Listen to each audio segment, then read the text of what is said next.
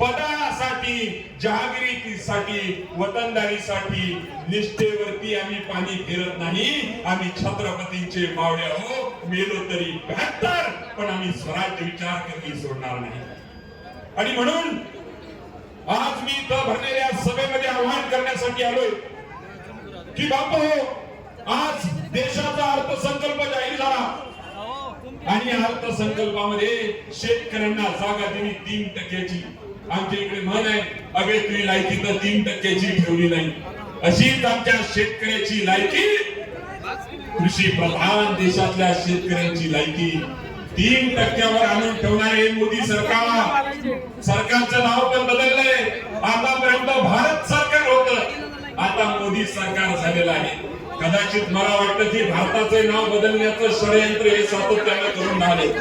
आणि म्हणून आपण सगळी मंडळी, ज्या शेतकऱ्यांवर अन्याय होऊन राहिला, ज्या छत्रपतींच्या स्वराज्यावर अन्याय होऊन राहिला, महिलांवरचे अत्याचार मी इथून बोलू शकत नाही. इतके घाण, इतके वाईट अत्याचार इथल्या महिलांवरती होऊन राहिले. काय सांगायचं तुम्हाला शेतकऱ्यांची परिस्थिती, काय सांगायचं तुम्हाला इथल्या बेरोजगार तरुणांची परिस्थिती, काय सांगू मी तुम्हाला. सांगा ना की इथल्या गोर गरीब कष्टकरी सामान्य जनतेनं कुठले हाल अपेक्षा कष्ट भोगले आणि काय भोगल्यात चालले. आणि महाराष्ट्र मरता उभं राष्ट्र मरते. आज ते महाराष्ट्र मरायला लागलेला आहे. आपण जागे होणार की नाही.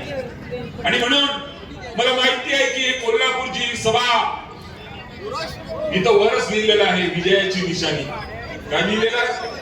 विजयाची निशाणी. यांनी सांगितलेलं आहे की ही सभा ही काही प्रचार सभा नाही, तर ही विजयी सभा आहे. ही सगळ्या लोकांनी दाखवून दिलेलं आहे. आणि म्हणून आपण सर्व मंडळी आज इथं योगिताताई उभ्या आहेत. आणि योगिताताई म्हणजे मला काही त्यांचा वेगळा परिचय देण्याची गरज नाही. एक तरुण तळपदार आणि आता आपला नवनेतृत्व करण्याची संधी. तुम्हाला एक साधं उदाहरण सांगतो. महात्मा गांधींच्या चळवळीमध्ये महिला मोठ्या संख्येने होत्या आणि महात्मा गांधीला एखाद्याने विचारलं आणि तो म्हणतो की गांधीजी, तुमच्या संपूर्ण या चळवळीमध्ये महिलांची संख्या मोठ्या संख्येत आहे. गांधी म्हणतात की ती चळवळ सज्जनांची समजावी ज्या चळवळीमध्ये महिला मोठ्या प्रमाणात आहे. मला वाटतं काँग्रेस ही सज्जनांची चळवळ आहे म्हणून महिला मोठ्या प्रमाणात आहे आणि उमेदवार सुद्धा महिला आहेत. संयोगिताताई. दुसरे पंचायत समितीचे उमेदवार सूर्यकांत पाटील साहेब, यांना सुद्धा आपल्याला पंजा या निशाणी समोरील बटन दाबून विजयी करायचं आहे. त्यानंतर राजेंद्र पाटील साहेब, यांना सुद्धा आपल्याला सोळांपूर पंचायत समिती आणि सरवडे पंचायत समिती याच्यातून 2 उमेदवार उभे आहेत. आणि म्हणून काँग्रेस पक्षाचा प्रचार विचार तुमच्यापर्यंत पोहोचत असताना मी सांगत होतो की मला लोक म्हणत होते की अरे केंद्रात सत्ता नाही, राज्यात सत्ता नाही, तुझ्या जिल्ह्यात सत्ता नाही, तुझ्या तालुक्यात सत्ता नाही, तू काँग्रेस पक्षामध्ये कशासाठी आला? मी विदर्भातल्या दुष्काळात वाढलेला पोरगा आहे. मी सांगितलंय की मला शिवविचार प्यारा आहे, मला गांधी नेहरू आंबेडकरांचा विचार प्यारा आहे, मला शाहू महाराजांचा विचार प्यारा आहे. आणि त्यांनी विचार सांगितला कुठला? तर 18 पगड जातीला एकत्रित करून स्वराज्य उभं केलं पाहिजे. ते स्वराज्य माझ्या छत्रपतींनी उभं केलं. आज ज्या कोल्हापुरात कधी होत नव्हतं ते या कोल्हापुरामध्ये होताना मला पाहायला मिळतं. आम्हाला दुःख होतं, आम्हाला त्रास होतं. ज्या कोल्हापूरमध्ये कधी जात पात धर्म पंथ शिकला नाही त्याच कोल्हापूरमध्ये जातीपातीचं राजकारण व्हायला सुरुवात केलं चालली. शाहूंचं कोल्हापूर खराब केल्या चाललं. तुम्हाला खराब होऊ द्यायचं आहे का? हा माझा सगळ्यात पहिला प्रश्न आहे. नाही तर आपल्या सगळ्यांची जबाबदारी आहे या जिल्हा परिषदेच्या निवडणुकीमध्ये पंजा या निशाणी समोरील बटन आपल्याला दाबायचं आहे. हे बटन दाबायचं आहे इथल्या शेतकऱ्यांच्या योजनांसाठी. पंजा बटन दाबायचं आहे इथल्या तरुण बेरोजगारांच्या हातासाठी.